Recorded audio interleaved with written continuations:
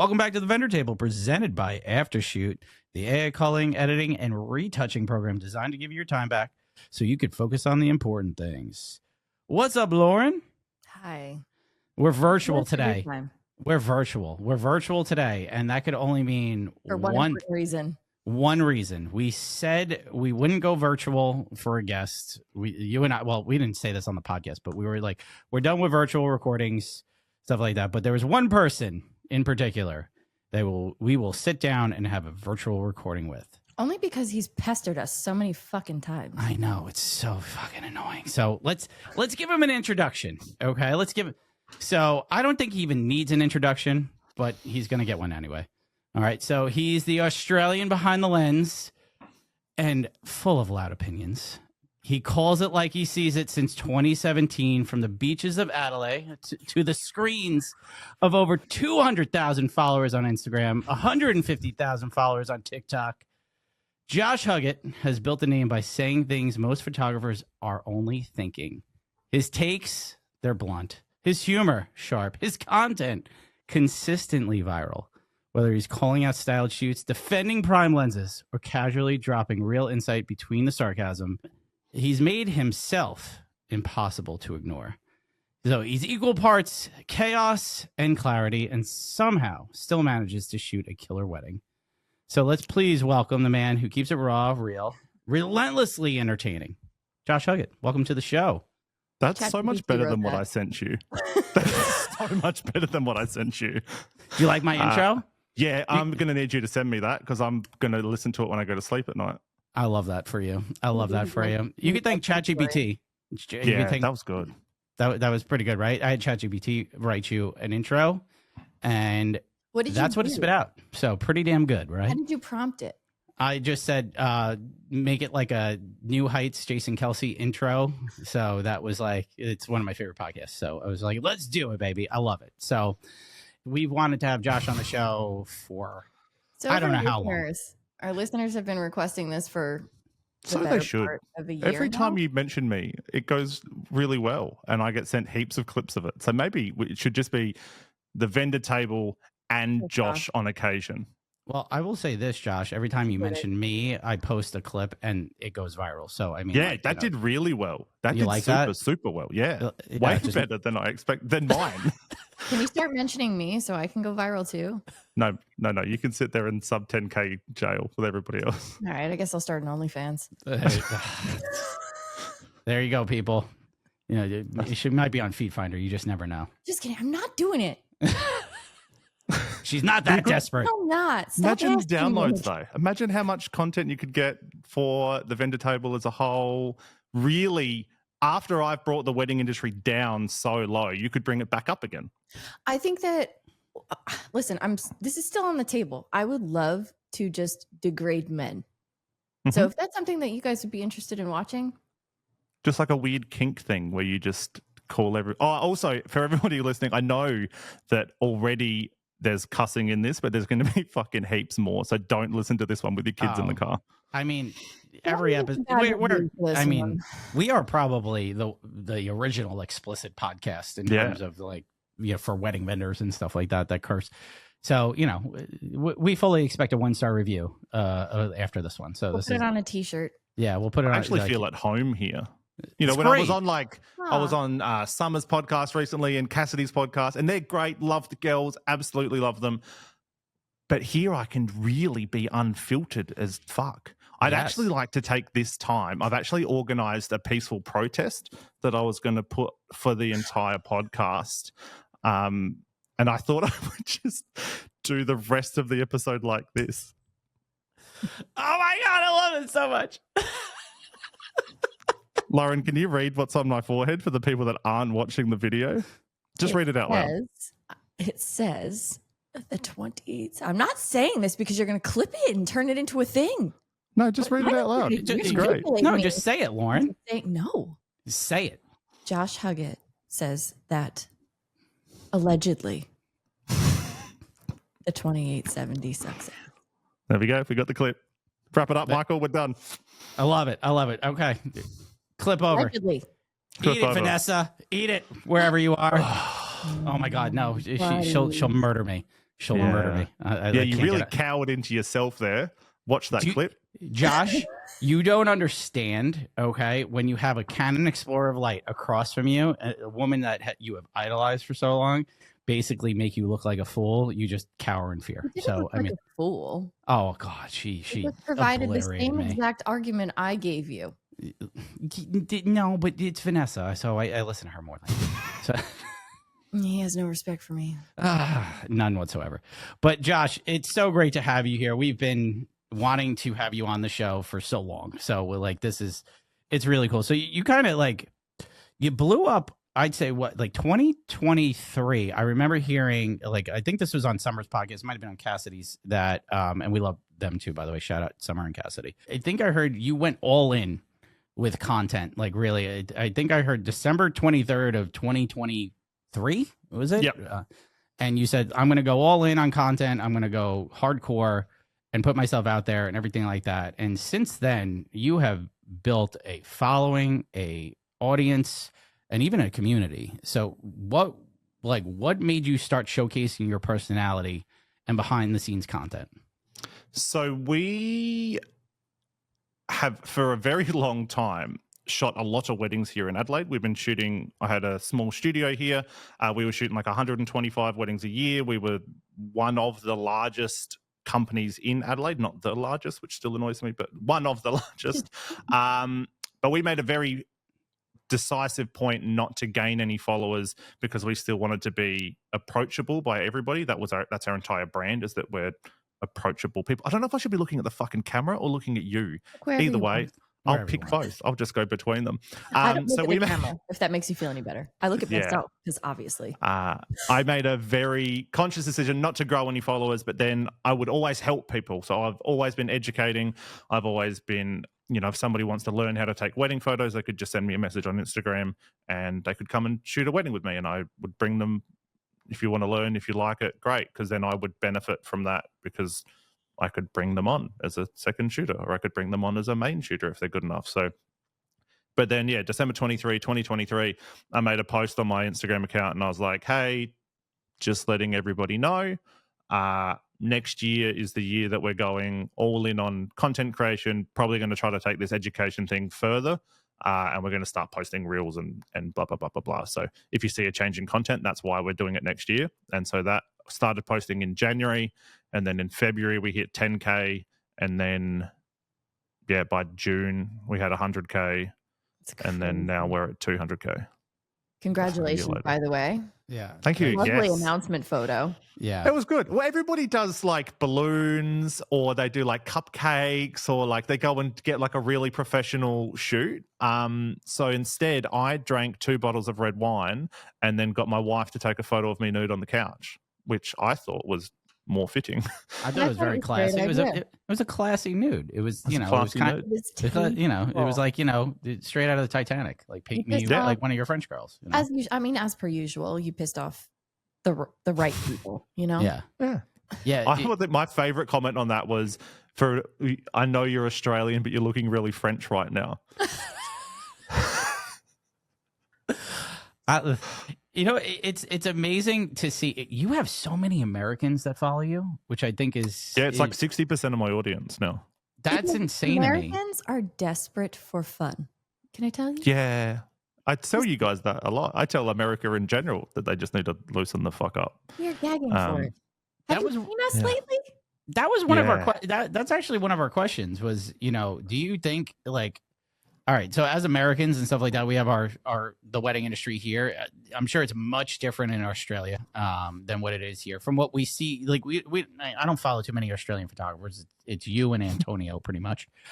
So like I don't see too much like in terms of what the Australian scene looks like, and like you really showcase the behind the scenes. It looks so like your weddings look a ton of fun.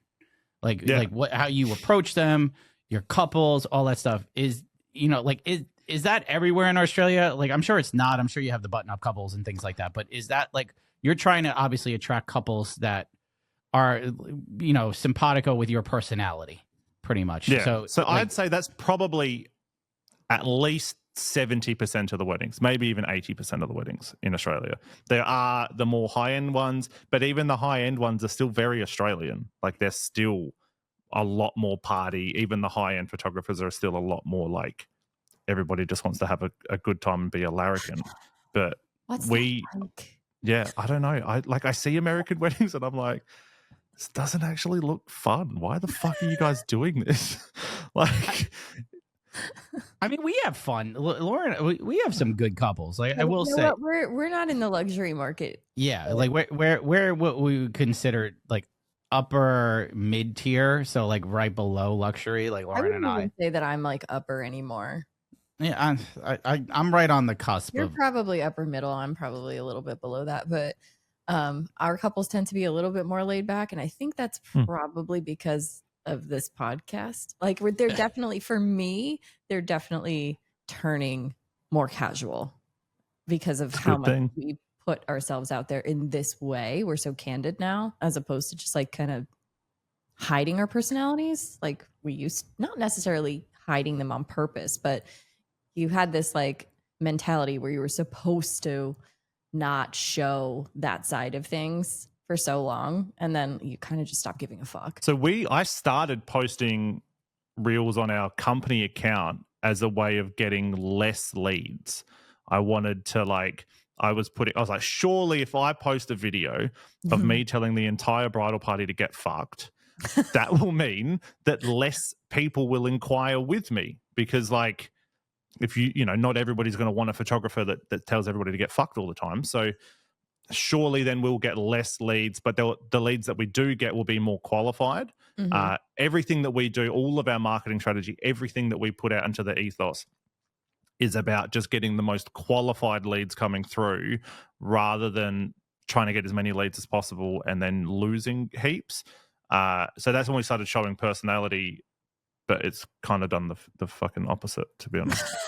Well, look what happened. Yeah. I mean, I gotta say, one of the first things, I think it was the first thing that I saw from you and how I found you was from a Facebook post that was, one of your behind the scenes where you're just cussing everybody out. And I knew that the comment section was going to be just the best entertainment. So I went down the whole comment section and was just like, I can tell exactly who's American. Yeah. 100%. It's wild. Every time I get a notification on Facebook, I'm like, oh, America's here. We've arrived. It's so like that content though is helping you find your ideal client. And and do you say like most of your leads are coming from like those reels, Instagram, things like that? Like we now don't market anymore. I don't have to. So I've always been a Facebook ads user, use Facebook ads, bring people in, all of that sort of stuff. I now don't even have to have my ads turned on, and we still get 100 leads a week of just people from all around Australia and the world. My favorite thing is I was reading on, maybe it was your fucking group this morning, somebody was complaining about how they don't have any bookings. They've been in business for 15 years and now they don't have any bookings. I'm getting like fucking 6 American leads a week. Trying to fly me over to the States. Like, there's still fucking weddings there. And there's people like Liam Good. He's a friend of mine and he lives, I think he may be Canada, or maybe America. But he's booked to the fucking teeth.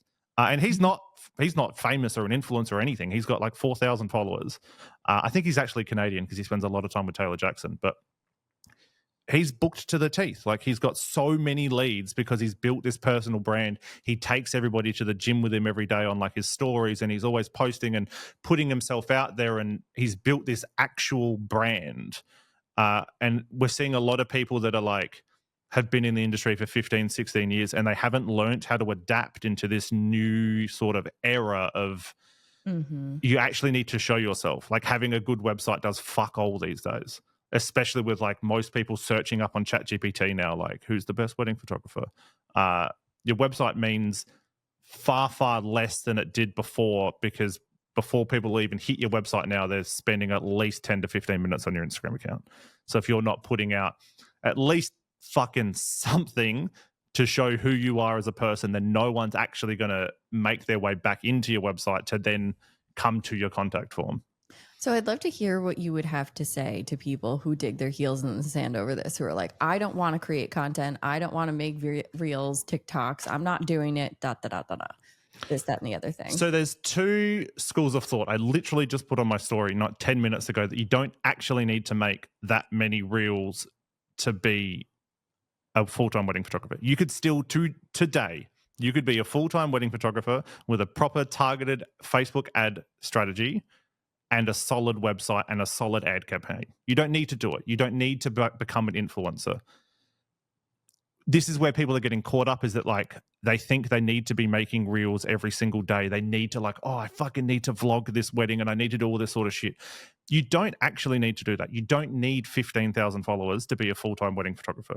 We had 3,500 followers, but because we had a proper marketing campaign, we were still shooting 125 weddings a year and having to turn people away because we couldn't shoot more than 6 weddings on one day. Like I only had enough teams for 6 people and we still had to turn people away because we were completely booked. You need to put yourself out there. So you can still do that on your website. You can put the best right now, every single one of you motherfuckers listening, go and pause this episode and make a 3-minute video about yourself with your fucking phone, wherever mine is.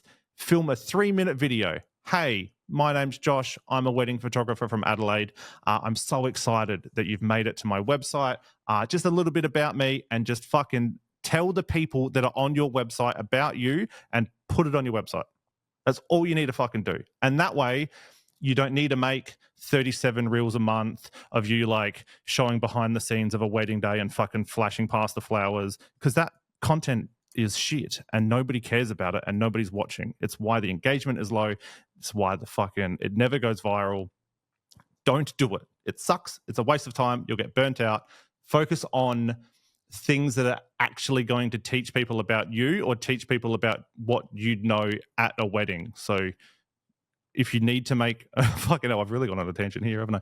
If you want to make a reel at a wedding and you're like, you've got a wedding and you need to make a reel about one thing of that wedding day, not 17 clips of all the different things like, oh my God, I had so much fun at Samantha and Jane's wedding.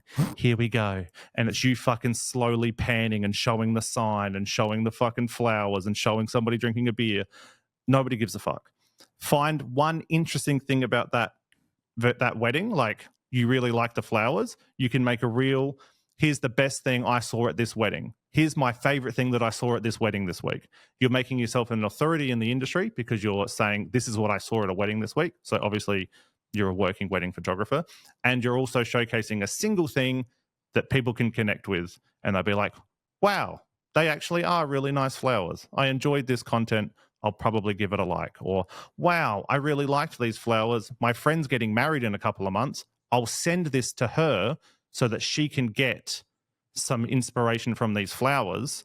And then you've gained a share, you've gained a like, you've potentially gained a follower, and you've gained authority in the industry because people are like, wow, this person's always at weddings. They're creating, like, they don't need to market themselves. They're marketing for fucking florists. Sometimes, no, it's the truth though. But sometimes the simplest content is the content that fuels you or like goes viral. Yeah. Did one, I think it was just the bridesmaids poses, like 3 very quick ones. And that had like over 1 million views in a day.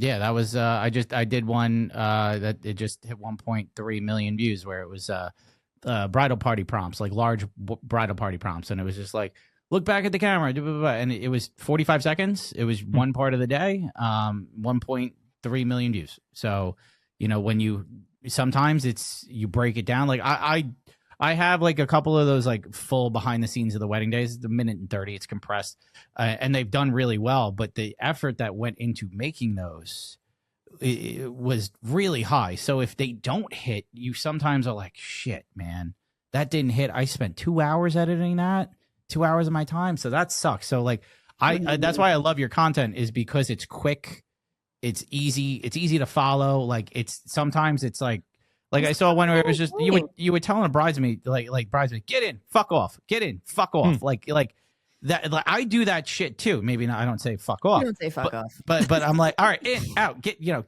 like go. That's great content because like people don't realize how fast the day goes. So you're showing it from the perspective of like, hey, let's get this done. and people can relate to it because you're it's hysterical, it's funny, you're telling people to fuck off. So I love that advice. You do it so dry. It's great. Yeah, well, otherwise we're there all fucking day, aren't we? And I was like, ugh, I don't want to take photos. You know what I'm noticing too is he's wearing exactly what he wears to a wedding day too. Yeah. So it's all I own. Literally, if you go to my wardrobe, everyone's like, "Geez, Josh, why are you always wearing black?" My entire wardrobe, all I own are black Dickies, black skinny jeans, black tracksuit pants, Joshua Huggett Media t-shirts, band t-shirts, or black hoodies. That's it. That's my whole wardrobe.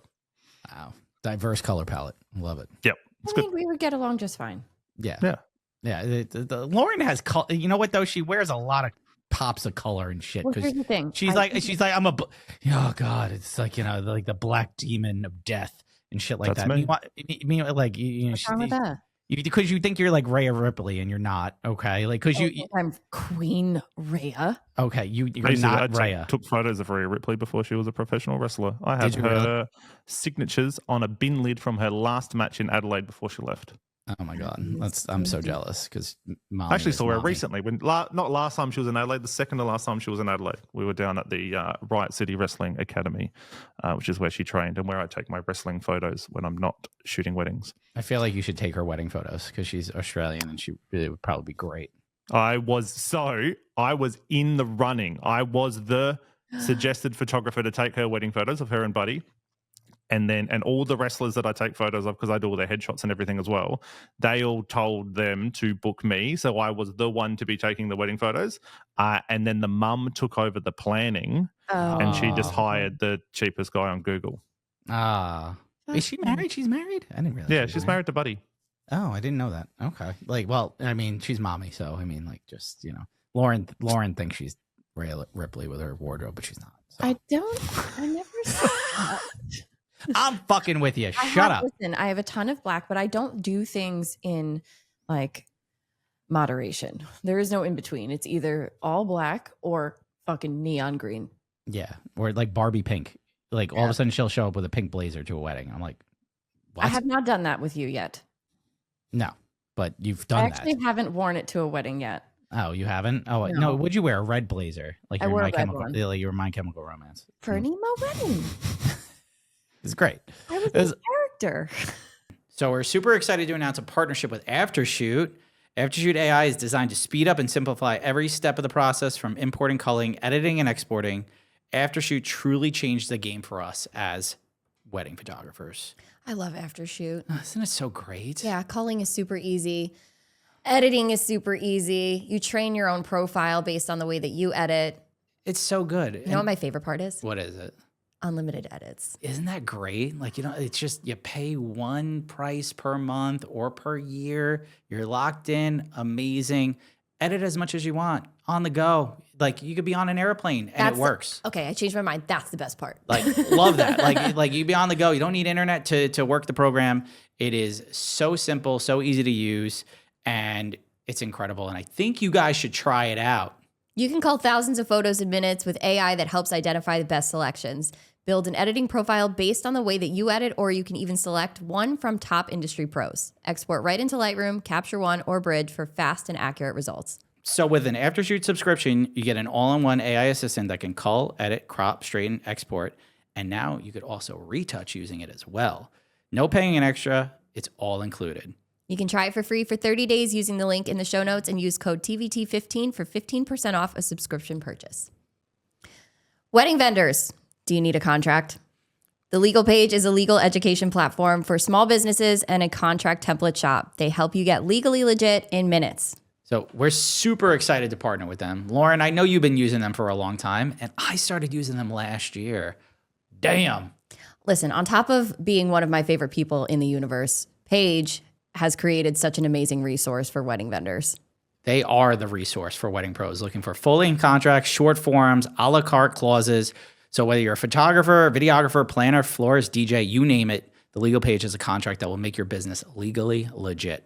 All contracts have been reviewed and critiqued by industry-leading professionals and come with free future updates made by the Legal Paige's legal team. So Paige also is a retired wedding and family photographer. But she is an attorney, so she has a very unique perspective and expertise when it comes to photography contracts. She offers free education through their blog posts, podcast episodes, and YouTube channel.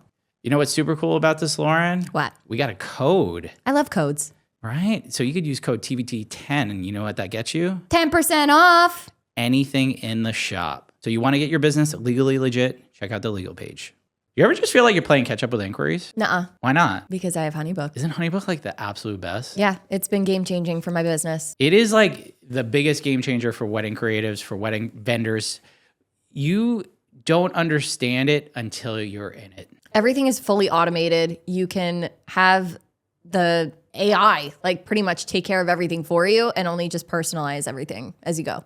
Exactly. So like now the second someone inquires, they get automated personalized messages without like lifting a finger. Mm-hmm. That's like the biggest thing for me. I'm getting back to my clients quicker. I'm giving them like personalized responses. You can't beat that with a CRM platform. No, my workflow on the back end has been so much more streamlined since signing up with Honeybook, I think 4 years ago. It's like having a business partner that just makes you look super professional. And follow-ups handled. You don't even have to think about it. Honeybook keeps everything running behind the scenes. Which means more book clients without the stress. Honestly, if you're still manually chasing leads, it's time to switch to Honeybook. Do it. Get your time back. Grow your business. Start your free trial today with the link in our description. All right. So, but like, I'm going to say you think, you know, people should loosen up at weddings and stuff like that. Now, a big thing here. Correction, he thinks Americans should loosen up. Just in general, just the whole fucking country should loosen up. Your wedding industry is very uptight in general. Like another post in your fucking Facebook group. Fun little group, that one, isn't it? Oh, God. It's our Facebook group. There was another one about people. I read the fucking comment because I'm going to make an episode of Talk on it about drinking at weddings, which I'm sure we're going to get into. That's what we're about to talk about. So yeah, that's great. This woman posted like 3 fucking paragraphs about how terrified she was to drink at weddings because, like, what if somebody sees you having a drink at the wedding and then and they could be a potential client and now they're not a potential client? Like, fuck that person. What do you need that client for if they're too scared of you having a fucking drink? She was so scared of being looked like she was drinking at wedding. Fuck me. She was so scared that people were going to think she was drinking alcohol at the wedding that if they were pouring the drink into a glass that looked like a cocktail glass, she would ask them to pour the water into a plastic cup just to make sure that everybody knew she wasn't drinking. That's fucked. That's fucking wild. What the fuck, America? That's so stupid. Well, let me. Yeah, okay. Go ahead, Lauren. Because brides here, well, I can't even say brides. Couples here be crazy. They are crazy, and I mean that I say that with love. I don't think it's the couple, Lauren. I don't think it's the couples. No, it is though. No, I think it's the parents of the couples. No, I don't think it's the. I don't think the couples like think like that. I think the couples go like, for a studio, Mike. Well, a studio is a different story. That's a different. There are a lot of them, and a lot of people that shoot or associate shoot for studios. And Josh has a studio. Yeah. He has associates, and he has a team of people. My associates do shots. Right. I have photos from a wedding of the associate and the bridal party is doing a line of cocaine off my videographer's lens. Oh my God. Never mind. Back to your story. Australia's so different. Australia's fucking crazy. Oh my God. Or you guys are just very chill. Yeah. I can't determine. Yeah. To be determined. I mean, we're crazy. That's undeniable. Americans are crazy. Yeah. But here, like, I know personally, when I was working for a studio, we did have clients that went and complained to the studio as a way of trying to get money back on their contracts for seeing us have drinks or a drink. And it's not like anybody was acting crazy. They did their job. They did what they were supposed to do, but they would be like, oh, well, they missed this shot because they were drinking, but they didn't have that on their shot list or like whatever witch thing. It's like a witch hunt. They try to find a thing and they find the thing. And if it was like proven that you had a drink, you did something you weren't supposed to do. Well, we know Americans are all, you know, as Americans, we're sue happy. They don't probably sue in Australia. Sue. They love Never sue anything ever. They don't sue in Australia. Don't fucking bother it. No, literally never. They're too busy running, trying to survive from fucking spiders. When you've got kangaroos trying to kick you on the side of the road, you don't bother suing somebody over a fucking Coke Zero. Makes sense. Every day's a battle to survive over here. Yeah, I saw Put there's your shoes on, could be a spider. I saw there's like a fucking shell. It's a really pretty shell, and if you pick it up, it'll kill you like instantly. Oh, don't touch the floor. Yeah. I'm like, what the fuck? What? Like, why do people live there? The little spotted one? Yeah, it's like a one? Yeah. That'll get you. I saw that one. But then I also saw, who is this fucking Gary the Spider dude? I don't know that guy. Giant camel spider? Oh my god. Nope. No, I haven't seen that. I'm following this woman's whole saga with her resident, Like wolf spider or something? Big ass spider? roommate.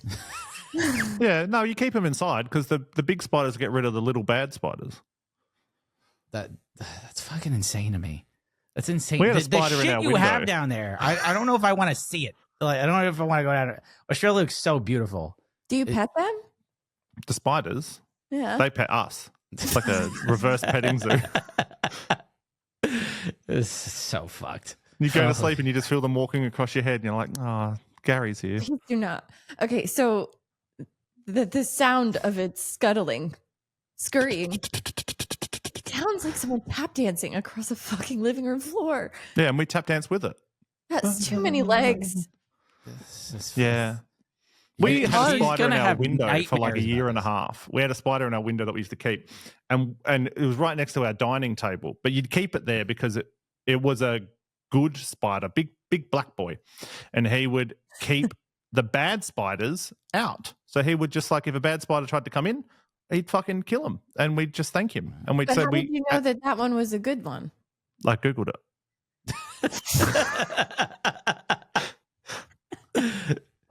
That makes sense. I don't know if that laughs so funny. It checks out. Look at the That's vein fine. in my forehead. He was on the outside of the window. He wasn't on the inside. He was on the outside of the alright. window. That's fine. Inside, we keep the daddy long leg spiders. You've got those, don't you? Daddy long we legs? Yeah. They don't do stay anything. inside. No, They they're don't good. bother They hang me. out in the bathroom with you, have someone to chat to. Yeah, they don't do shit. I've got a ton of spiders in my basement. I don't know why they're there, but just in the basement.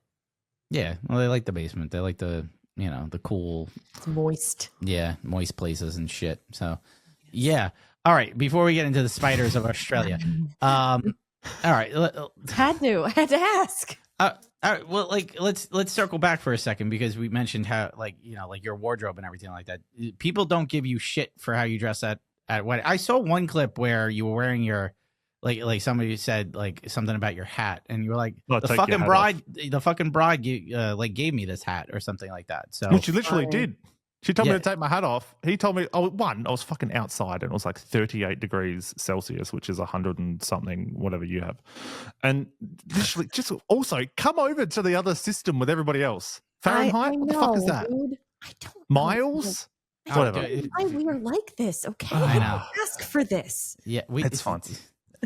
But yeah, I was wearing a hat. So normally I just wear, and I've got a knock to loose hat on today, so that's not a work hat. But good hat though.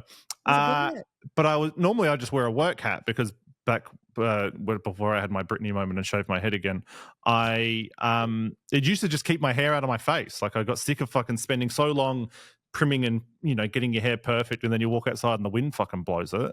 So I just put a hat on and it keeps it in place. But this wedding, I was actually wearing a hat that the bride gave me because she knows I wear hats all of the time. And it said, what does it say? A happy bride gave me this hat to say thanks.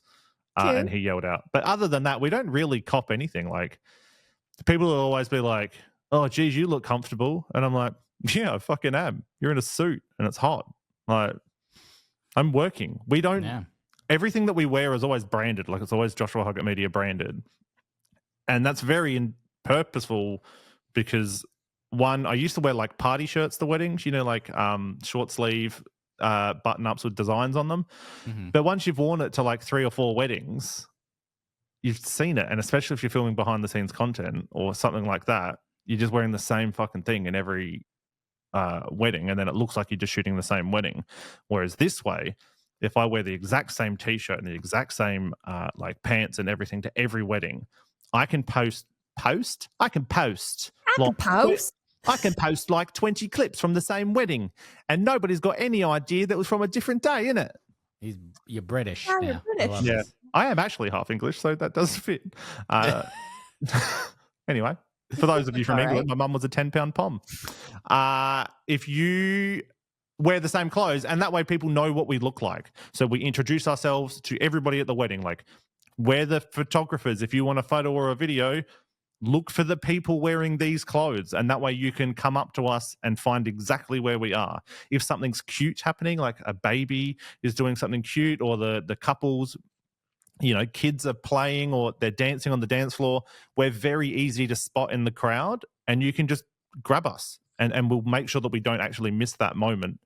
We're not trying to pretend to be a wedding guest. We're not trying to pretend that we're just a fly on the wall that no one's ever going to see, and we're creating these fucking moments. Like, we very intently want you to know that we are there, so that if something happens, you can find me and I can take a picture of it. Otherwise, we might miss something. This is such an interesting, complete opposite to the conversation that we have with Lauren Ashley. So we have you. We are very different. Very, very different. Very, very different. But each of you has found your people. You have your clients that you want to work with, and then she has hers, which are completely different. And she even said that when she did do our episode, she was like, those are not the clients that I want to work with, but they are exactly the kind of clients that Josh wants to work with. So and I don't want to be at Lauren's weddings. Correct. So it works for you both to do what works for you both. So there's not really a right or wrong answer in this, just prefacing for everybody. There's not going to be we have this conversation and people say this shit all the time where they're just like, well, I don't want to do that. Okay, fucking don't. It's just an opinion. Just don't do flat legs. Medicine. It's just a fucking opinion. At the end, because I think we had a clip when probably last year that we were talking about dressing on wedding days, and because I wear a blazer and chinos and shit like that, and I try to dress nice, and stuff like that. I'm going to vineyards and all that posh fucking shit. But at the end of the day, is a vineyard posh over there? They can, yeah. It depends. Vineyards are the most relaxed weddings here. That's where you get the most fucked up. Is it a vineyard? It depends on what vineyard you go to, because there's fucked up vineyards and there's posh vineyards. So you would hate it here. Yeah. you would hate it here. 100% hate it here. I've been there. But that's the thing is we love different. It.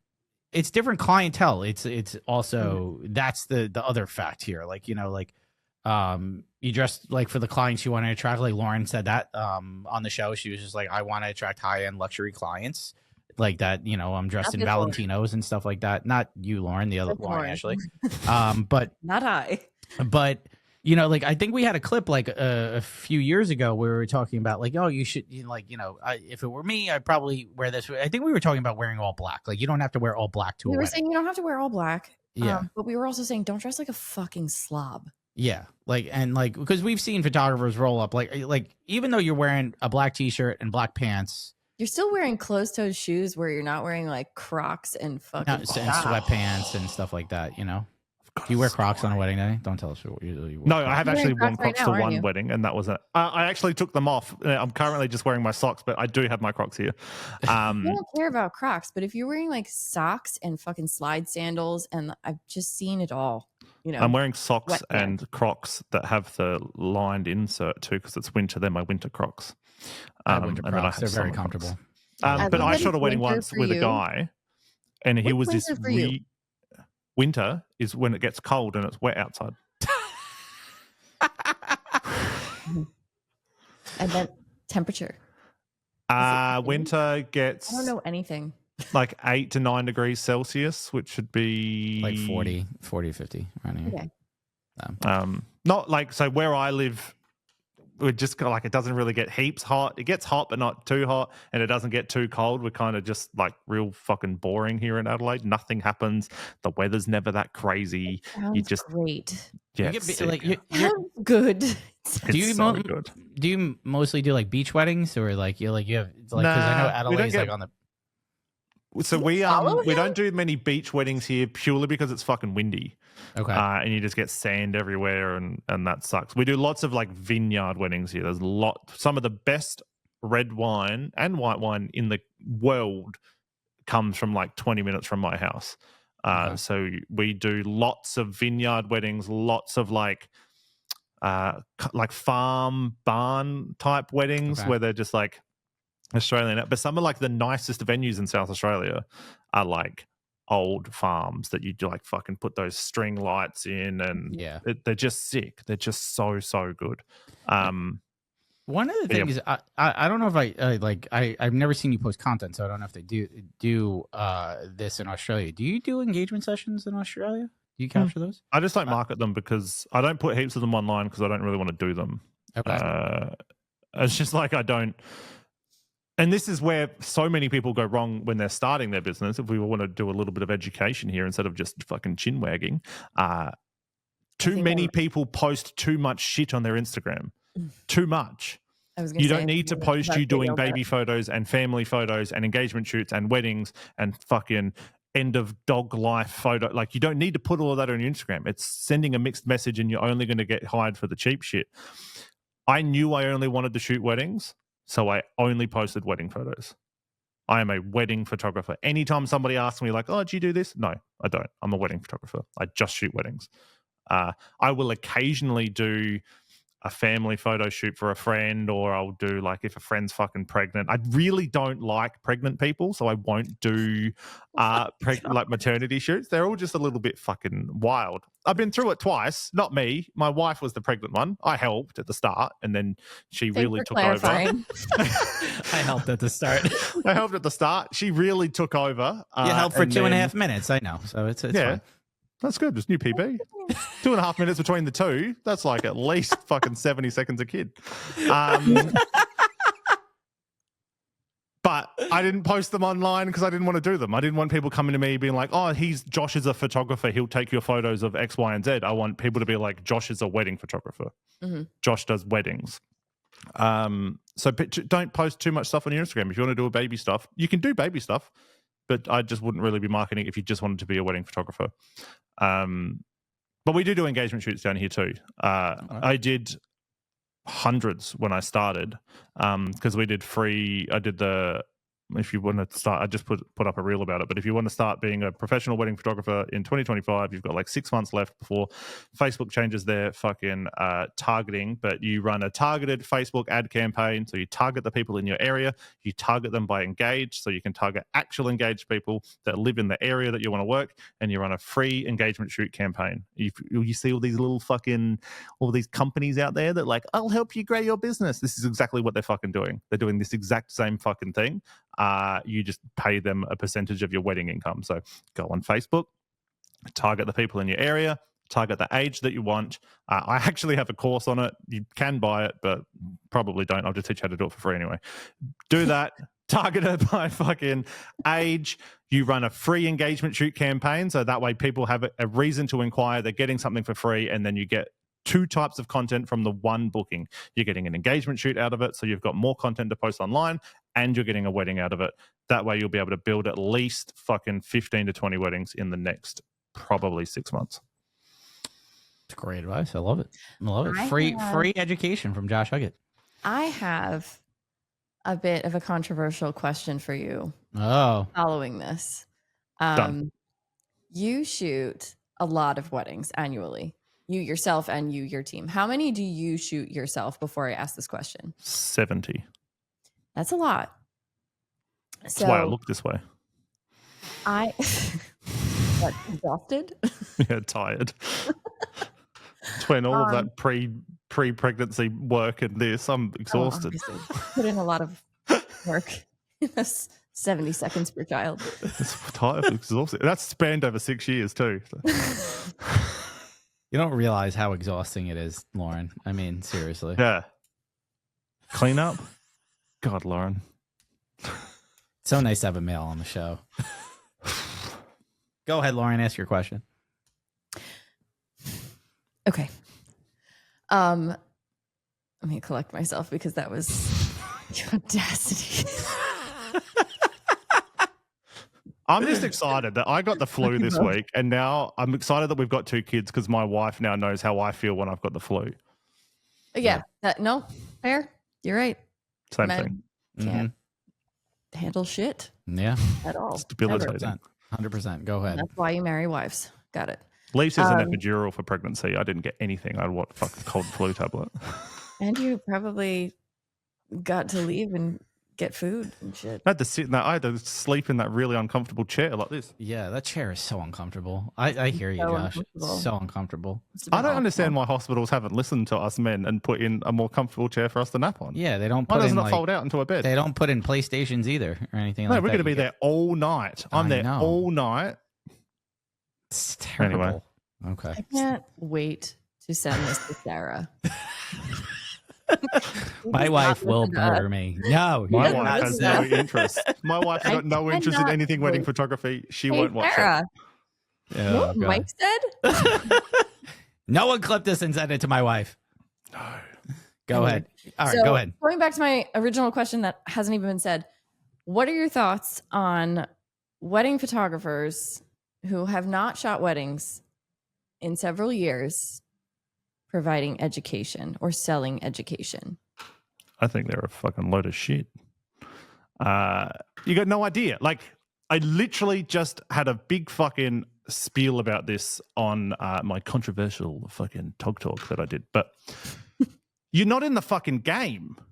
You don't, like, it's so different. Facebook has changed everything. The marketing has changed. Literally everything has changed in the last, like, 2 years, even a year. As soon as I don't think if you've shot a wedding in over a year, you're already pretty outdated. Like, some things don't change, but like 6 years ago, there wasn't eye tracking in cameras. Mm-hmm. So already autofocus is fucking different. Yes, the rule of thirds is still the same. Yes, general composition of photography is always going to be the same, but everything else is fucking different. It's wild that people are like claiming authority over the industry. And this is why so many of those people that are like, I've been a wedding photographer for 15 years and now I don't have any bookings. It's because you're still using stuff from fucking 15 years ago. That doesn't work anymore. I would much rather take a course or do a workshop with somebody that started their wedding photography business 4 years ago and now they're booked out every single year because they fucking get it. They understand what's happening, rather than someone that's been in the industry for like 25 years. You know, I've shot weddings all around the world. I've shot over 400 weddings over 25 years. I've done all of this stuff. And now I teach. Like, I just teach. The reason you just teach is because nobody fucking booked you. That's why. You got forced into education, not because you were like, oh, I fucking made so much money and now I just teach. If you made so much money, you don't need to teach. Run tell that. Wow. Listen, I don't think you're wrong. All the things that you're not wrong. Thinking, which is why I asked the question, because I just feel, I mean, especially what you just said within the last 6 years, if you've not shot a wedding in the last 5 years, you don't know what the fuck is going on. No, everything has changed. Like you said, everything, the technology, the marketing strategies, the even the generation, it has changed in terms of like Gen Z is now getting married, whereas 5 years ago, it was millennials. Millennials had a different demand than Gen Z. Gen Z wants blurry fucking photos, tilted horizons, but like, did we all disagree on something? I think we just did. Oh my God. Wow. Rare occasion. Oh, fuck. Why would camera companies spend billions of dollars making lenses and autofocus so good that it's taking photos before the photo so that you don't miss focus, so that you can shoot at fucking 1/20th of a second and make it blurry? Don't do it. Buy a fucking film camera. You're just reiterating everything we've said over the last couple of years. But intentionality. I get certain fucking shit. Okay, I get it. I'm saying. I feel like I'm at home here. I'll just do whatever the fuck I want. I'll just say whatever I want. I wish you were in our studio because it would be even better. Yeah, this is in a comment the other day because somebody was oh God, what the fuck was it? It was like when you guys were beefing. over flat lays. Flat lays. Yeah. And somebody was like, wait, is this real beef? Because I love you both.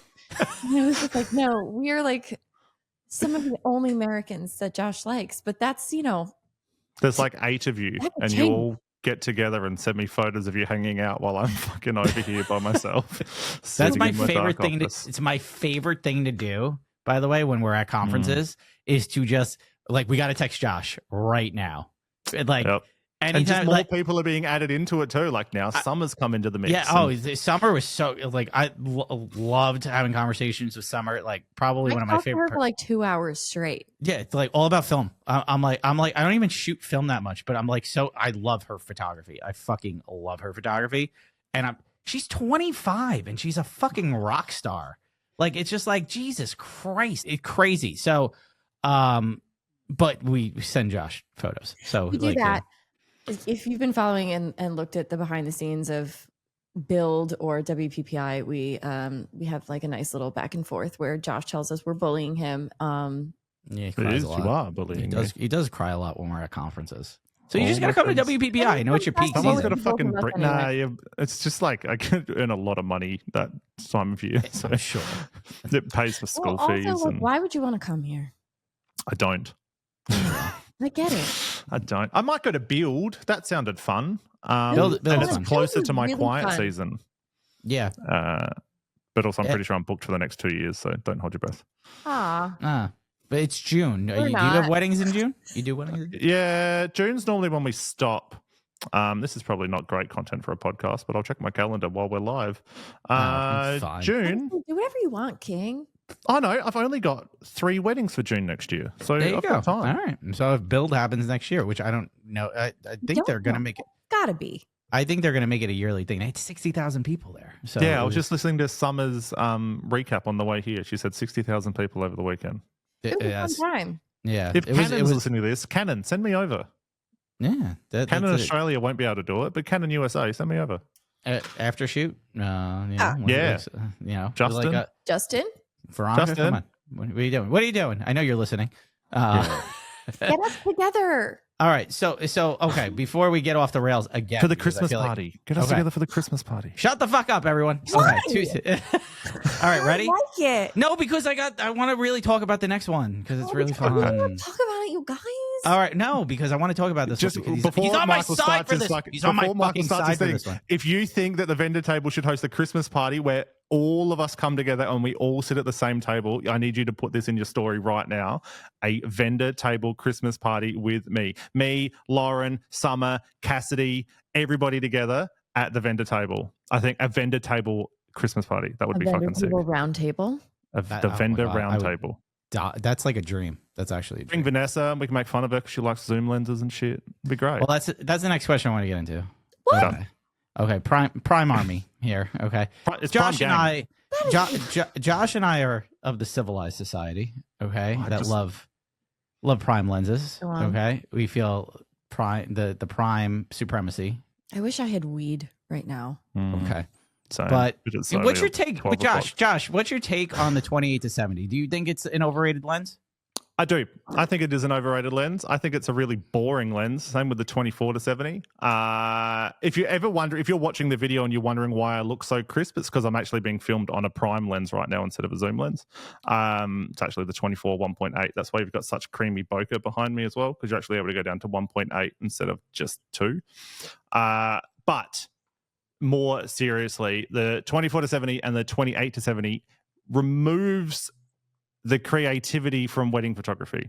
If you can do everything in one lens, what's the point of you being like, how are you going to differentiate yourself from somebody else if you can take every single photo at every single photo length? I said this on, I've actually got a reel coming out, but like, yes, the 28-70 can take good photos at all focal lengths. You can take good photos at all focal lengths. Fuck, why can't I say focal? Foco. Nice. Foco. But a prime lens will blast fucking everything else out of the water because of the separation, because of the quality of the glass, because of literally fucking everything. If you're wondering why your photos aren't doing as well as other people's and you can't elevate your work, it's probably because you're stuck in the 24 to 70 bubble with every single other amateur photographer that's just started, and you all sit in this one little bubble because you can buy one lens that does everything. Step out of that, buy yourself a prime lens, and you'll be able to take fucking good photos.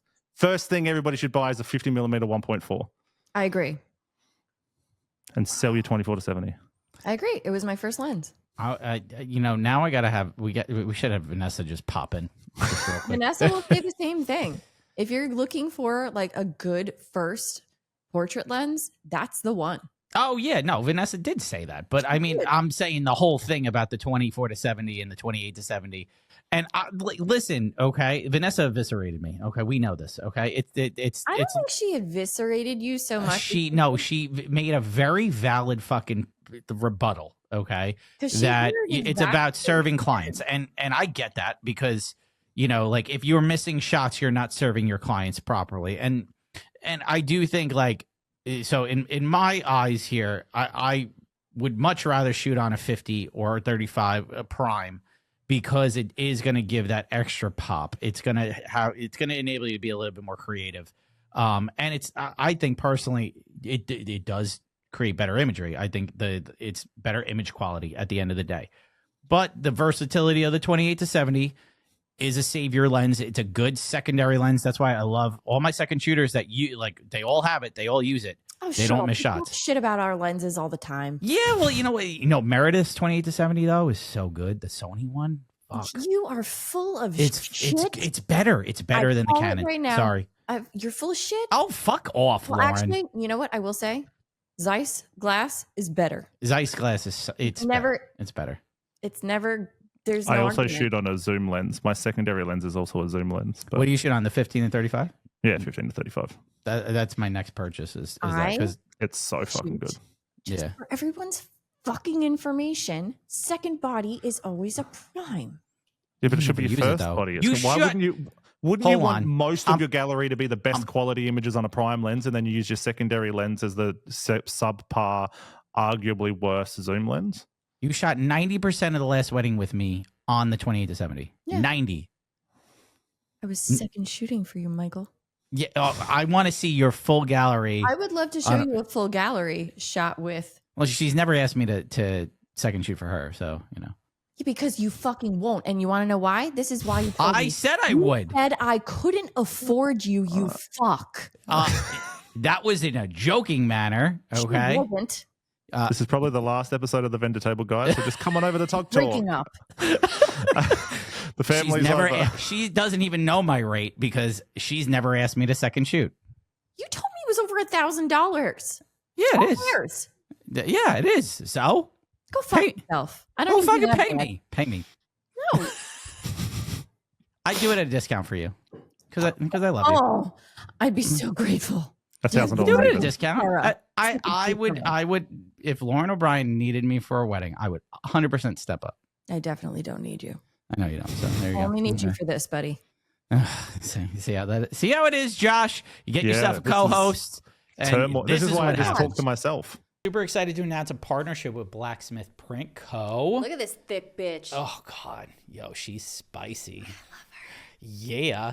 So Blacksmith brings quality, simplicity, and a boutique customer service to photographers looking to upgrade their album experience.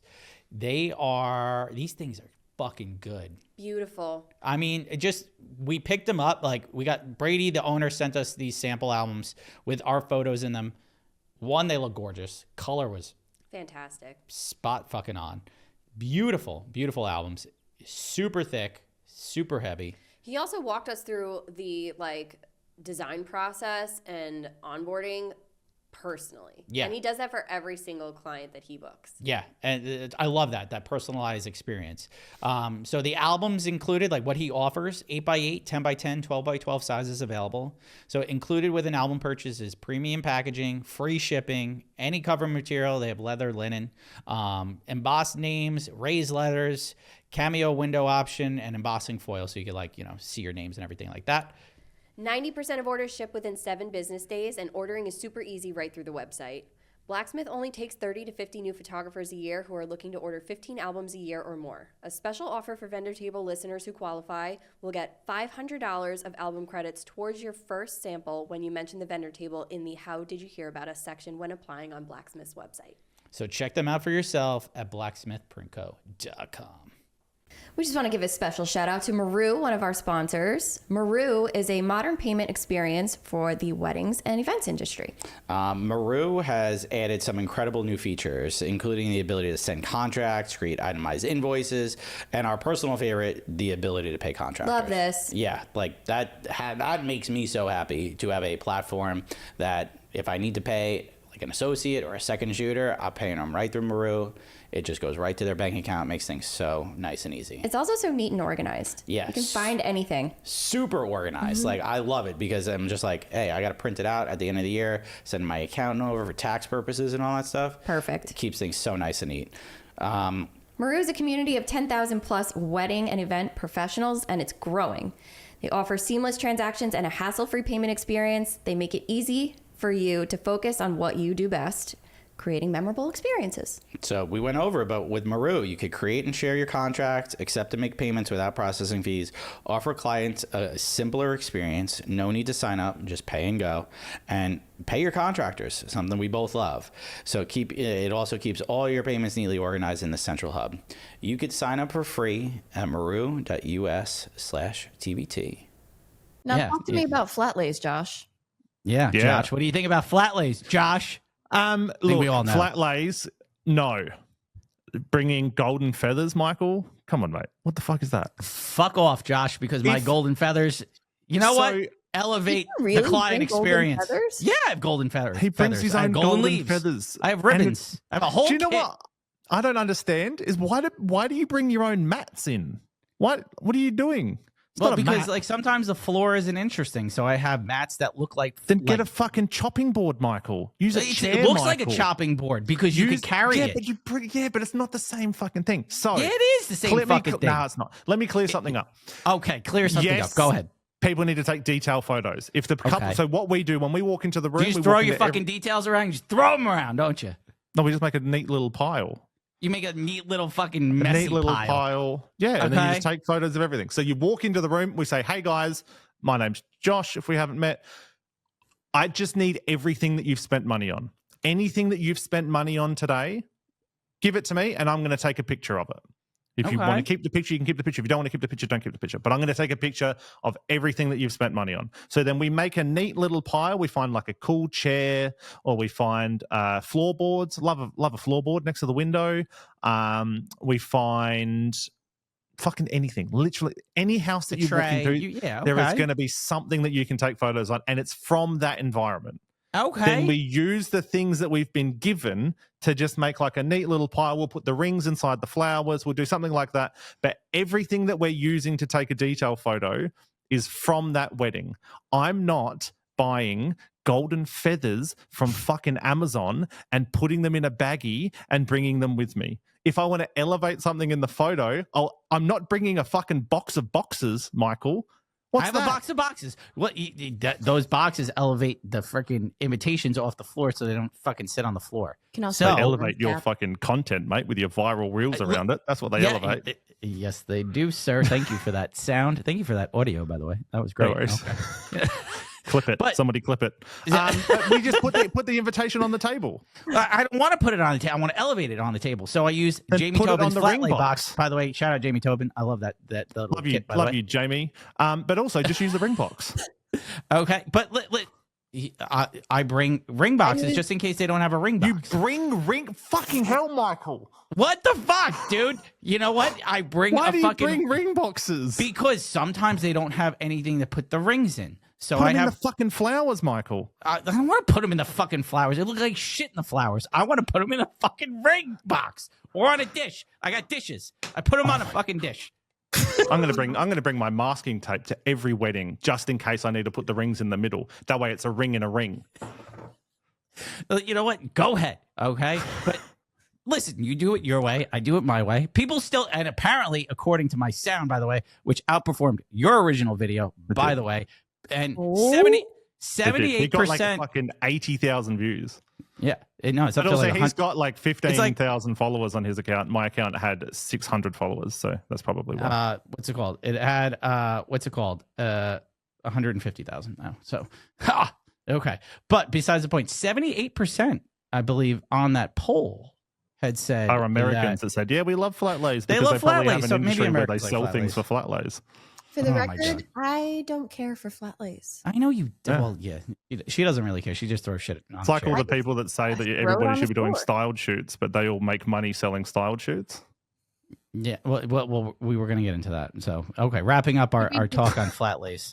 Okay, You flat like to lays. exit Josh that doesn't like flat conversation lays. now, huh? I like flat lays. Okay. I don't like spending an hour and bringing in golden feathers I don't and my own spend little an pixie hour. dust. I spend 10 minutes on details. Everybody watching or listening to this, take detail photos. You need to take photos of the things that the couple has spent money on. You do not need to bring in your own ring box to take a photo of the rings.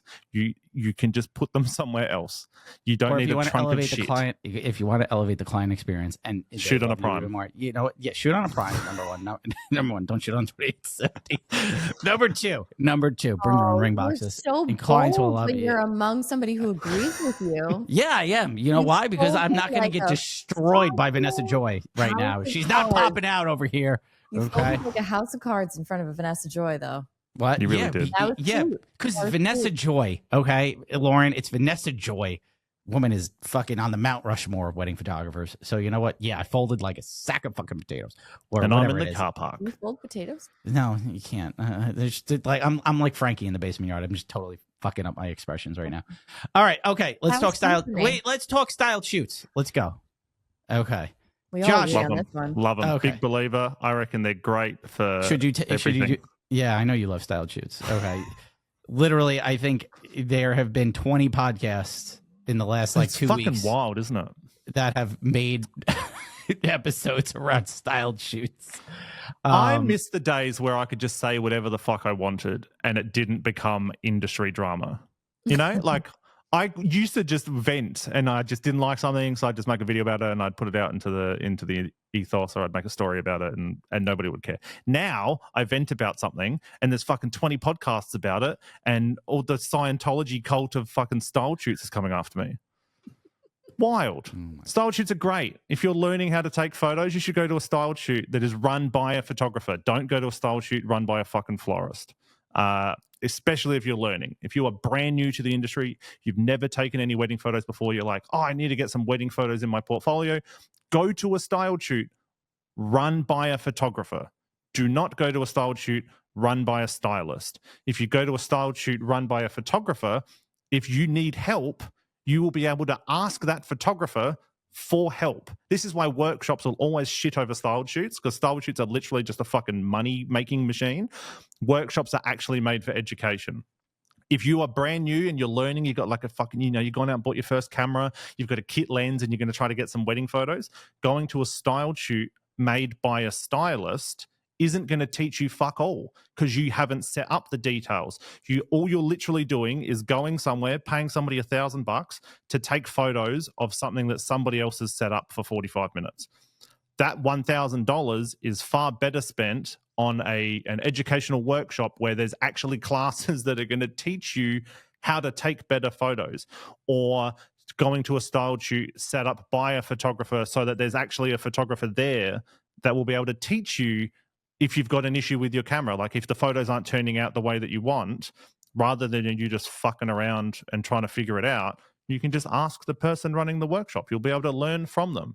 Also, good thing about a style shoot is you can build a community. You can go and you will be around people that like the things that you like. You can just make some friends, because photography is very fucking lonely. So you can make some friends that have a very common interest to you. Do not then take your wedding photos at a wedding style shoot and then put them on the internet and go, I shot a wedding on the weekend and it was fucking great. Because you didn't, did you? You went to a wedding venue that somebody else set up and then you took some fucking pictures. Whatever. Style shoots. That Exhaustion at the end. yeah, that was our It's whole been point. like 6 weeks of fucking I know. style shoots. I Same know. for us too, because we posted. I think, and I think that's what led you to talk about it. Oh my Was God. we had a talk about it because All we have said is styled shoots aren't real weddings. Not real weddings. Don't show them as a real wedding. Don't try to act like Lauren had said. Don't say it's Sabrina and Jason's day. Oh my God, when it's a fucking model couple that have been, like they didn't even know each other until right then. Oh my God, I love capturing Sabrina and Jason's day. They're so in love, and trying to advertise it as a real wedding when it's not, and it's a styled shoot. So that's, I think, everyone's point. Like, do them. They're great for networking. They're great for building a portfolio. They're great for, like if you want to go into a different level, if you want to shoot somewhere that you've never shot before. But one, don't show them as a real wedding. Two, like really take them, like you said, from a photographer that somebody's going to teach you something from them. Like a workshop styled shoot is much better than a styled content retreat where you're just taking pretty photos. From a reputable photographer. Yeah. Yeah, what about that one? Have you done an episode on that yet? With Yeah, that one where they didn't get fed? We did the one from Scotland. We did the one where they didn't get fed. We did one where we just did one where Spending it was, thousands. oh my God. I got so much heat for the clip that I said where I was like, I'm sorry, but in this economy, you will not catch me spending thousands of dollars at this point in my career on a fucking styled shoot. What, to go and take pictures? I do that for work. Yeah. It's I think it's a lot of the younger and inexperienced photographers have leaned on style shoot. Like, I've been in this industry a long time.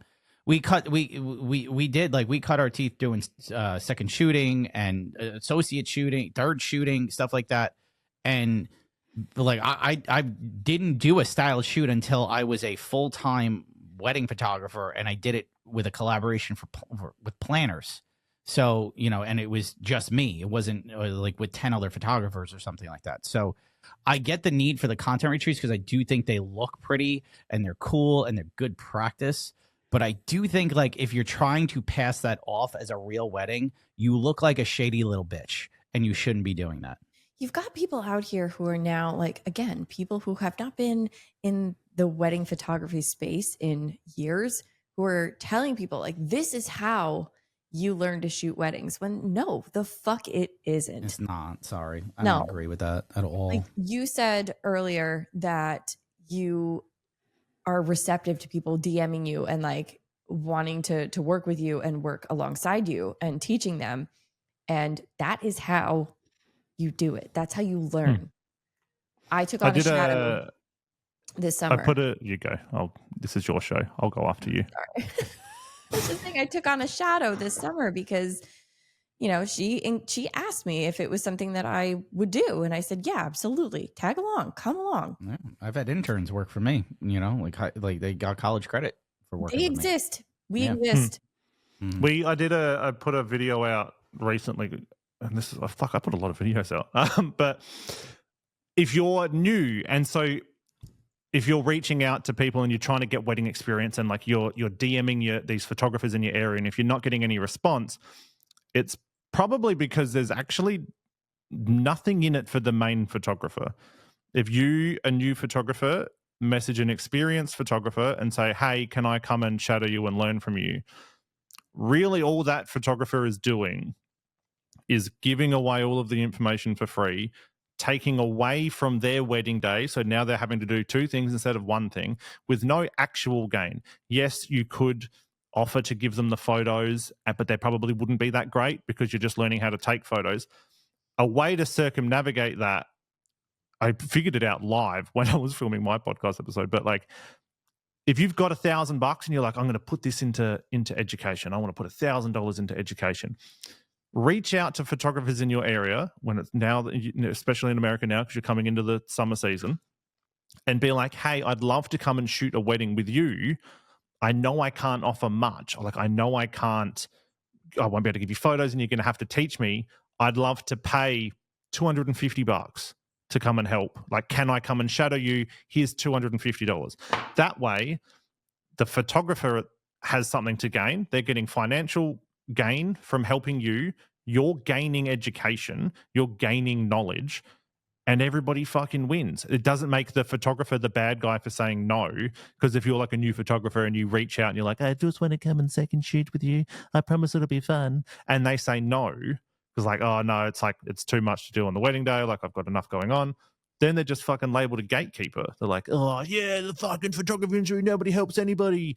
But also just like, got to do our job at the same fucking time. You don't need to pay me. You don't need to pay me to come and shoot weddings with me. I'm different and I can always benefit from it. But if you are having a trouble with it, I feel like that'd be a good way to get your first couple under your belt. And then you can showcase a portfolio to other people that you're going to. Like, hey, I second shot for X, Y, and Z on the weekend. These are the photos that I took. Can I come and shadow you? And that way you can get a real portfolio really quickly, opposed to like, here's some photos I took at a styled shoot. Hope you like them. Yeah. No, it's a great, that's a great point. And kind of like bridging into another question though is are there any photographers that like inspire you, that like you look up to or anything like that? It's weird now. I was thinking about this. All of the photographers that I look up to or have looked up to are all now kind of my mates, which is wild. And you guys have been doing this too. I was thinking about this, where we're all now kind of in this influencer bubble thing where like I used to look up to Taylor Jackson a lot. Taylor Jackson taught me so much when I was starting. I would perform at the wedding days. I would sit there and I'd watch like 6 of his behind the scenes videos, like one after another, just so I could learn what to do. And same with like Sam Hurd. But now we're just like on a DM basis. And it's weird that we're just kind of like in this little world now that we're all like in the same bubble. You go to a conference and the people that you look up to come up to you. And it's like, what do you, like you with Vanessa, Michael, like person you've looked up to for so long, and there's all of a sudden just a guest on your podcast. Crazy, right? It's fucking wild. And it's just like, Justin Porter. Like I was looking up to Justin Porter for ages, like love his fucking content and stuff. And then just out of the blue started following me and now we chat. Jesse Driftwood, he's mainly known on YouTube, but he's just absolutely fucking ridiculous creative. The videos that he creates are impeccable. But he followed me on Instagram and now we talk. It's just like, it's crazy, right? It's fucked. It's wild. Yeah. We just had Sue Bryce follow us and we were like, holy fuck, Sue Bryce just followed us? Like every couple of days we'll like send each other like, did you see who started following us? Because what the fuck? Like, and it is crazy. It's cool. Completely understand what you're saying because it's very surreal, very strange. And we have this conversation quite often because it happens so quickly. Like as with you, I mean, you have now skyrocketed to over 200,000 followers. We just hit 100,000. And for that, we never expected that. That was just like, it just happened. Yeah. Like, wow. We didn't have a strategy. Like we developed a strategy later on, but it didn't start like that. So when we are now attending conferences and things like that and talking to people that we have looked up to for quite some time, I mean, I freaked the fuck out at WPPI when I met Susan Stripling. Yeah. Mike was like, be cool. And I was like, Susan! Yeah. That was me when Vanessa approached us, and I was just like, she's like, oh yeah, I listen to the show. I was like, what the fuck? Are you kidding me? Vanessa Joy, I've been watching your videos since like 2019. You fucking kidding me? Like, oh my god, like, and then she came on the podcast and was busting my chops, and now she Mike DMs was a blushing little girl the whole time. I was oh my god, I was so excited. Vanessa Joy was so on the nice show to watch. oh my god, I was blushing so hard. No, but it is cool. And it's like, for all the photographers that are listening to this show, or all the wedding, because we have a lot of wedding vendors and stuff like that. Like sometimes it's just an easy like DM to like reach out to the person like, hey, love your work, appreciate what you're doing, stuff like that. I get back to yeah, that's how Lauren and I met. Like that's how we became friends, was we just complimented each other's work, and you never know, and you elevate each other. I have a whole things have changed. Oh yeah, we yell at each other now on the phone. Did you do this? No. Fuck you. Fuck you.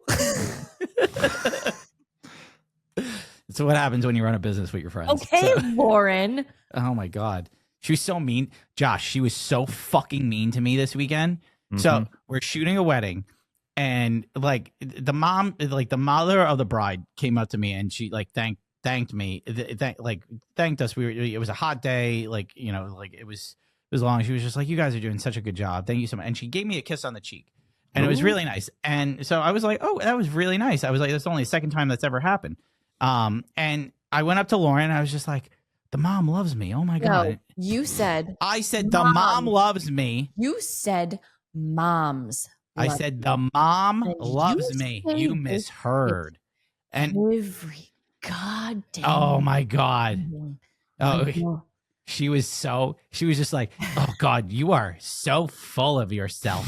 And I was just like, "What the fuck did I do?" Okay. You're listening out of context. And then you know what? No, I'm sorry. You did apologize to me later in the evening because you were very fucking mean. And it turns out she was mean because she's got an Invisalign braces that are ripping her fucking teeth apart. And she's just like, "I'm so mean. I'm sorry." I apologize because I was actually. It takes a lot for me to like admit when I'm being like an absolute cunt, but I was an absolute cunt to him that day. Love you dearly. I'm so sorry. I love you too. Okay. The gang's back together. Doesn't change the fact that You're an asshole. I fucking hate This is you. a full circle moment. I feel like I'm no a one counselor. loves Mike Cassara more than Mike Cassara. That's fucking false. I'm very humble. Okay. Fuck off. I don't fucking talk about myself because you know what? Like all I do love the only thing I hype my fucking ego on are my timelines.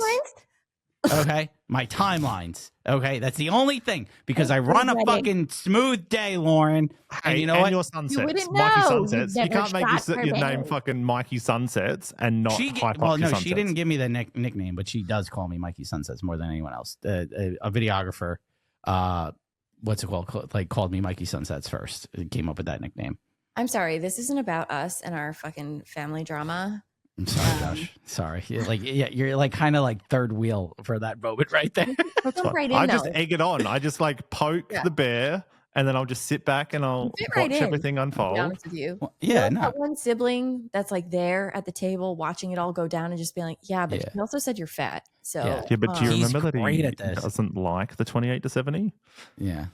do you Listen, remember that thing that he said that one time about how like this image looked a little soft? Do you remember how he still got more followers than you, Lauren? Isn't that crazy? From that one reel. You really want to dig it? Oh my actually god. really hurts. The day I passed her on followers, That she was sucks. just like, "So you passed me on followers now?" And I'm like, "Okay, I don't care." And she was just like, "Yeah." No, but you- here's what happened, Josh. This is what happened. He had one viral reel. No, Yeah. I didn't actually. It No, kind of. you did. Yeah, Yeah, you guys I don't already know the remember. story. I I don't already know remember. the I story. really don't remember. Okay, go ahead. It was the behind the scenes of the wedding day where I was second shooting with you hmm and we collabed and you got like double the amount of followers in 2 weeks. And I was like, well, there it goes. But here's the: I don't care. I know you don't care, but you were also talking about it. No, I wasn't. I was like, "Wow, I gained a lot of followers. That was cool." I wasn't like, "Yeah, Lauren, fuck you. See ya. You never See said ya." that. I What? never said that you said that. Okay. Well, that's what you're implying. I feel like you're implying that. It hurt a little bit. It hurt a little bit. She was hurt. I said, I was like, the follower count doesn't matter because it never does. Like, let's be real, Josh, and you could admit to this because you kept your follower count low intentionally for a long time to attract clients. But follower count doesn't fucking matter because most of the people that follow me now are photographers and they're not my target demographic. Like I'm not an educator. Here's the thing. It's like when you're the co-host on a podcast, right? Then one person is more famous than the other. Oh yeah. Lauren, No, shut Lauren's the fuck up. Lauren's the co-host and Mike is the anchor now. That's what it feels like. Oh my god, you really you're Like all the intros. he's He the does all fucking the he's the intros. little brother. He won't He's let the me little do brother. it. No, he won't let me. He won't let me read any of the ad reads. He won't let me. You read the No. ad reads. We do ad Only reads because together. you designate which parts I can read. Oh my Now that god. I'm being evil, do you want me to change my lighting to red? As I say something nasty, I'll go red and then I'll come back to white and then I'll... It's like a trigger warning. No, Yeah. it's fine. It's fine. I'm just like the secondary You co-host. read the ads. What are you talking? I'm done. I'm You done. do all the All right. intros. He, Let's get into Lauren, I understand. He wouldn't even let me open the show. I worked so hard on we that clip intro. that. We're clipping that. Okay. I clipped practiced that all Honestly, morning. Oh Fucking my god. rude. I can't wait to listen to this Pretty back. fucking Oh my rude, god. Mike. Oh my You could have god. just let Josh be you. I could have. Yeah, you could have just interviewed Josh. It's fine. You know, you want the Say reins talk. anyway. Like I'm a New Yorker. Talk. Let's talk right. about it. Well, let's talk about pizza. this or that. Let's do this or that with Josh because we've been on this for fucking Pizza party. almost an hour and a half. Get a New York slice. Hey. That I is wear the a button up. I wear a blazer. That is the worst New York. Let's do an Australian accent. G'day. Hey. G'day. Can't see you again. G'day. You. Oh no. Oh, Oh, no. that's all I can do. Yeah. A good day is all I got. G'day. G'day, Everyone mate. Everyone's accent, it doesn't matter where you're from, it just sounds better than us. Yeah. But also, back to what we were talking about. Follow account doesn't matter I at don't all. remember. Follow account doesn't matter. You can have like Gary V actually just put a video out on this recently about how follow account doesn't matter because he's got like 6 million followers on TikTok, but one of his videos might get 40,000 views. 6 million followers, 40,000 views. But you can start a new account tomorrow and post a good piece of content and get 300,000 views. Your follower account doesn't actually matter in the scheme of anything. So long as you've got enough to make some social proof, so at least you've got at least 1,000 followers, maybe 1,500 followers, that's enough that you've got some social proof that this guy isn't completely fucking new, but it's enough that you're still approachable to couples. That's great. Yeah. Anyway. I actually think, yeah. Did we talk about that recently? Yeah, I don't know if we did, but it's a great amount of followers to show that you're like an actual human being. Like 200 people is like that's your friends and family. Yeah. But like when you have at least 1,000 in your area, like that makes a difference. Yeah, and you could do it just by posting like consistently posting, putting yourself out there, like you said throughout this whole episode, is building an audience and stuff like that, and just because we have high numbers and like not as high as Josh, 200,000 and stuff like that, but 37,000 and Lauren doesn't have as high as you. So I don't have any. I don't have any. 17,000. When you think about that's pennies. That's an arena. That's I don't get out of bed for less than 18,000 followers. The only reason I'm on this podcast is because Michael's here with 35,000. 37, by the way. 37. So fucking mean. 37.4. The meanest thing anyone's ever said to me. And I just hit 10,000 on TikTok too. I know that. Called me a bitch to my face. Oh my god, this is great. All right, this or that. Let's go. Rapid fire questions. Okay. To wrap this fucking episode up. That's All very right. America. All right, Lauren, Yep. kick it off. Sorry. Go ahead. Rapid fire away, gunshots. Okay. We're not going to clip that. Okay. All right. Band or DJ? DJ, absolutely. Uh-huh. Absolutely a DJ. Bands suck. We've only had one person say they like a band. Who was it? They were wrong. I don't remember now. Dream destination wedding to photograph at? Wherever you guys are. No. I actually thought about this long and hard, and I don't really have a dream destination. I just have more like Iceland, Italy, nothing like that? Nah, it's like I've shot photos in Canada and like with the pristine blue lakes and everything behind me, but it doesn't match anything in my portfolio, so the photos aren't online. Okay. Like it doesn't. I did Peru. That was fantastic. I shot a wedding in Peru, and that was great. And I got some fantastic photos. But my favorite photos from that Peru wedding are the ones that look like weddings that I would shoot back at home, and they're the ones that are online. So yeah, the destination doesn't really matter. It's more the people. Like, so long as I can keep shooting weddings with just sick cunts, I'm a happy man. Like, I just want to have fun. I want to get to a wedding. I want to fucking drink some beer. I want to have a good time. I want to have a laugh. I want to joke around. And it could be literally anywhere. Some of my favorite weddings that I've shot have been in people's backyards because we just had so much fun on that day. And then some of the worst weddings I've ever shot have been in really big, extravagant, pretty buildings or not. Yeah. Location doesn't matter. Word. Okay. Nice. All right, Lauren, you get the next one. One wedding day item you can't live without. Besides your camera and lens. Obviously prime lenses, but probably Red Bull or White Monster at the moment. I've changed teams. And my behind the scenes stuff because that's kind of how I get paid. But do you have Ghost Energy down there? Do you have Ghost Energy drinks down there? No. No? I mean, maybe. Like, You would like those. They're really good. The 360 camera that you use is one of the funniest things ever. Because like when I'm watching it and I see you like in, first of all, you're how tall? 6'7"? 6'6". 6'6". You're the tallest person I've ever spoken to in real life. Yep. Here I am. And when that thing is like 360ing, when it's doing its whatever, you look crazy. Yeah, so much of that is intentional as well. Like there's ways to make you like look really flattering, but I like it when it stretches my face out really wide, or it makes my legs look like spaghetti and I'm kind of like traversing the hillside. Yeah, you look like Flint Lockwood in Cloudy with a Chance of Meatballs. Like, yeah, that's but the I love the 360 content because I like. What do you just put that in the hot shoe, right? Is that where it goes? Just sits on the hot shoe, but so much of the reason that my content does well and other people's doesn't, because like now everybody's gone out and bought a 360 camera. Not that Insta360's ever done fucking anything for me. They literally just sent my friend a whole bunch of stuff, and not me. But that's okay. Whatever. Was it Antonio? Because I know it was Antonio. How dare! I know it was Antonio. I love Antonio. I love Antonio's stuff. His content's great. But yeah, so everybody's gone out and bought a 360 camera. Everybody's now doing behind the scenes 360 content. That's like, also, that's pretty fucking crazy that I made some videos online and now that's an industry standard. That's weird to me. I wasn't the first person to do it, but I was the first person to go viral. I think make it proper. Yeah. But a lot of it is the editing. People are buying these 360 cameras, putting it on their camera, and then they're doing like a super slow pan of whatever's. It's just your content looks like shit. If the first 3 seconds isn't good, you're not going to clip anybody. You know that. You guys create great content. Yeah.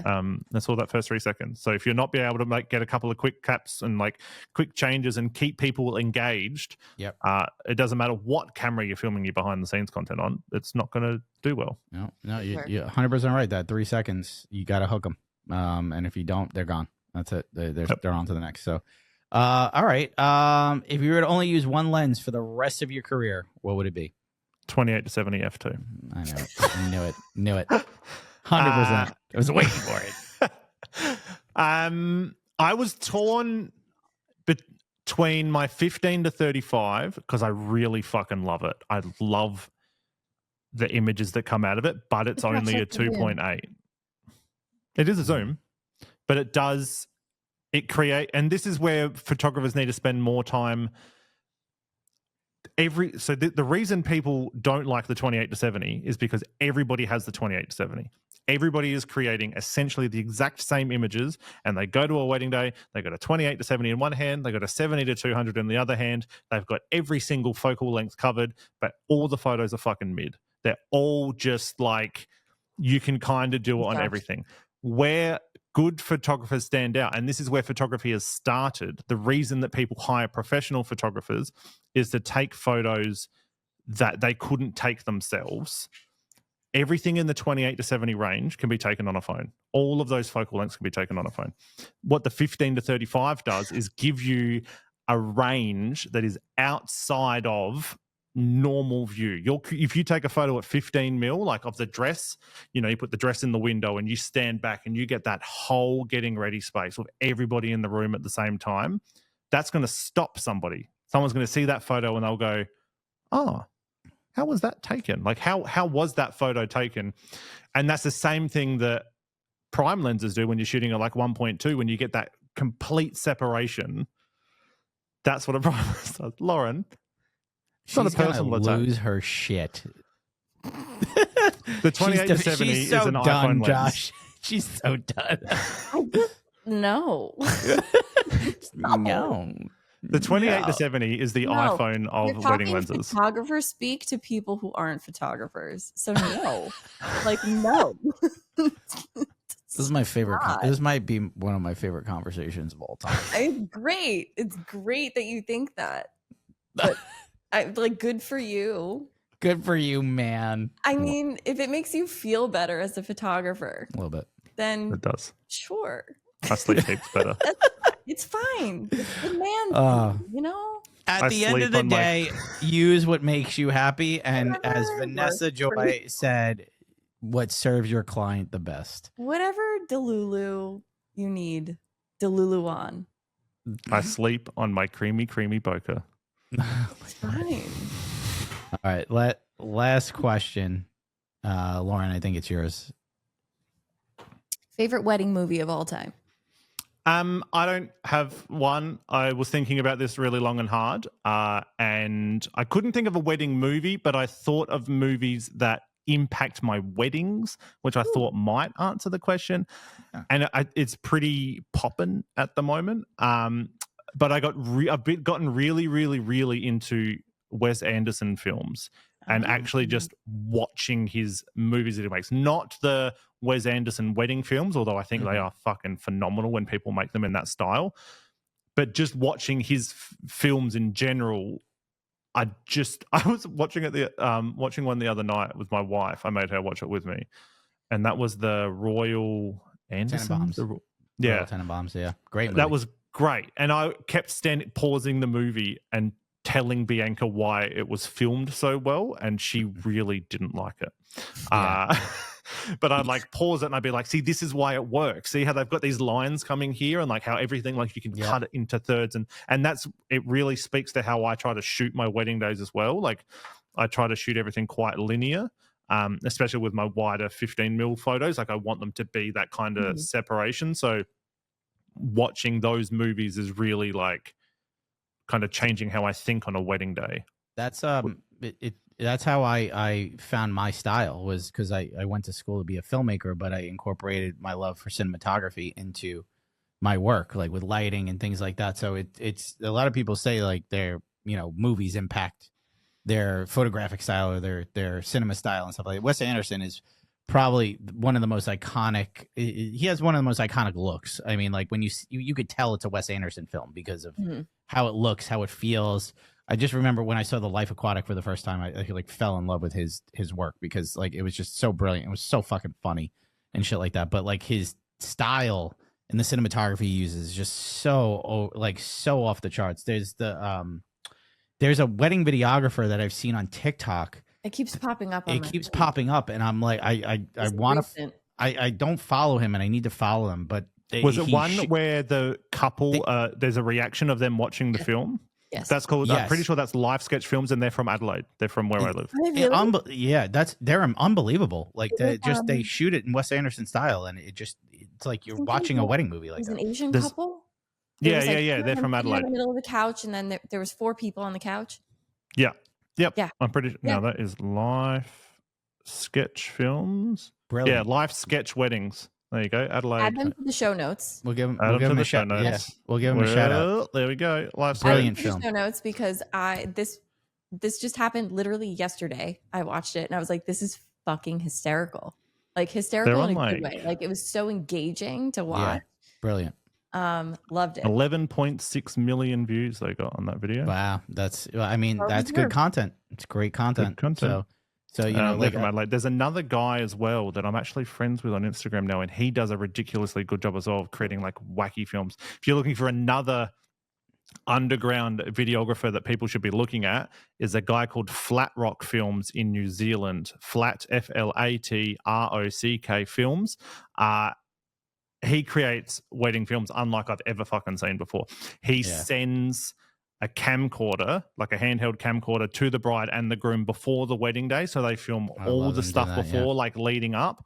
And they're so fucking good. And he records it and like gives it to them on a VHS, and it's fucking so good. I love that. Flat Rock Films is so check good. that out. He's got like 4,000 followers. I'm so excited to be the first. Like I spook him so much because one day something he creates is going to fucking blow up, and he's gonna. And I'm very excited for it. There's a videographer around here. He follows us, Kyle Hustis, who I love his work. He doesn't do like wedding films like in a crazy style. Like his wedding films are actually beautiful, but his promo stuff is hysterical. He'll like do 80s like infomercial videos, like I'm a wedding videographer, and it like flashes like with like terrible font and stuff. And then he like did one. He's like, "Can your wedding videographer do this?" And he's like in Heelys filming and stuff. I'm like brilliant. Like I'm sold. I would book I'll be honest with you, one of my favorite creators in the space right now is Andrew. Yeah, he's so fucking good. Andrew Kano, right? Yeah, like, oh, just so good. Because he is just a doll. Oh, usually you could tell he's such a nice human, and he's funny as shit. So, but he's fucking hysterical. Yeah, I know you go back and forth with Andrew a lot. Like I was on his live stream the other day because he was live before a wedding day, and I was making fun of him in the comment section, and then he absolutely fucking roasted me, and he was like, "Oh, this isn't how Josh would film it," and then this is how Josh films, and he just put his camera down by his side and filmed up at his head, and I was like, "Fuck you!" That's so good. On live, it was great. Oh, that's great. Phenomenal, because it's one of those things where like you expect him to just be like the sweetest, kind-hearted, nice person, knowing that his humor is 100% dry and there throughout all of it. That's the accent that throws you. Yeah, brilliant. Like, just I love the content. It's cool. This has been such a great conversation. I can't believe we've gone on for almost like an hour and a half now. I'm sad. I don't want it to be over. I know. Well, like, listen, we'll have Josh back on in the future. The Christmas party in December. If you come to America, you're coming to America. You're coming to the studio. We will have you on. Even if it was next week, I'd still have you back for another episode. Yeah. No, this has been a lot of fun. Josh, tell everyone where they could find you on social media, website, all that stuff. My name is Josh. I'm Josh Huggett. I'm a wedding photographer from Adelaide. I'm Josh Huggett on Instagram and TikTok and YouTube. And sometimes I make podcast episode on a podcast called Tog Talk, but I don't often, so don't get too excited. And that's it. Normally, you could just find me in the vendor table comment section. That's true. That's typically it. Just making fun of people. You're not wrong. Or if you need to find me, just look at Michael's most recent reels, because normally he just uses my sound for clout. So and do that. And they go viral. They do better than his originals. So just it did push my Tog Talk Instagram account to a new follower base, so that was good. Thank you for that. Yeah. Love that for you. I wouldn't do Lauren because she's only got 17,000, so it's not really worth the effort. I know. Well, Lauren, where can they find you? You can find me at Lauren. Would they find you, or is it under the dust? I can't say these things on the internet, you guys. Okay, go ahead. Where can they find you? I'll get flagged. Lauren O'Brien photo at. Wait, you flustered me. All right, Lauren, where can they find you? Find me at Lauren O'Brien photo on Instagram and TikTok. Wait, no, that's wrong. What? Have you done this job before, Lauren? Is this your first time? She's just. This is why I only have 17,000 followers. Yeah, because you don't even know where to send people. She doesn't know where. Like, she just sends them to the wrong places. You can find LaurenO'BrienPhoto.com. Lauren O'Brien Photo and the Feral Photog on Instagram and TikTok. Michael, where can they find you? Jesus. At Michael Kazara Photo on Instagram, TikTok, as well as my website. And you can find us at the Vendor Table Pod on Instagram, TikTok, YouTube, as well as our Facebook group. Guys, it's been fun.